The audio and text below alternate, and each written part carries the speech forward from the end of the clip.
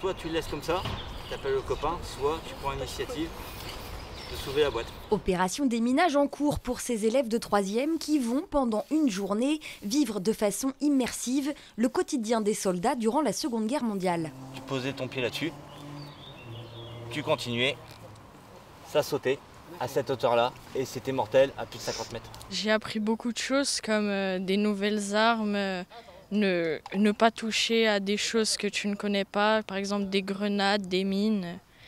Et j'ai adoré cette journée, elle est très bien.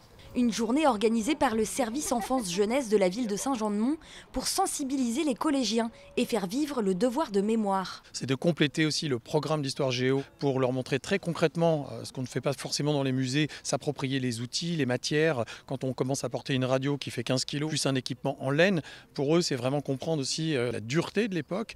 Et puis c'est aussi leur rappeler que nous avons vécu il n'y a pas si longtemps que ça, il y a 80 ans très précisément, eh bien l'horreur la plus absolue de ce que l'humanité peut aujourd'hui engendrer. Au programme, atelier déminage donc, mais aussi communication pour apprendre à transmettre des messages codés, un rallye mémoriel à vélo dans la commune de Saint-Jean-de-Mont, ainsi qu'un escape game qui pour l'instant semble laisser Aubin un peu perplexe. L'effet du mort, c'est moi, j'ai quelques lettres bizarres, mais j'essaye de chercher. Non, c'est très dur. Là, je galère. Un moment de partage idéal pour sensibiliser les jeunes à d'éventuelles carrières militaires. Avec la suspension du service militaire, on s'aperçoit que les jeunes ne connaissent pas. Et ça nous permet justement d'échanger, tout simplement, pour le lien armée-nation qu'on peut avoir, hormis les cérémonies commémoratives qu'il y a dans le département. Mais voilà, d'avoir une approche de militaire et susciter éventuellement des vocations.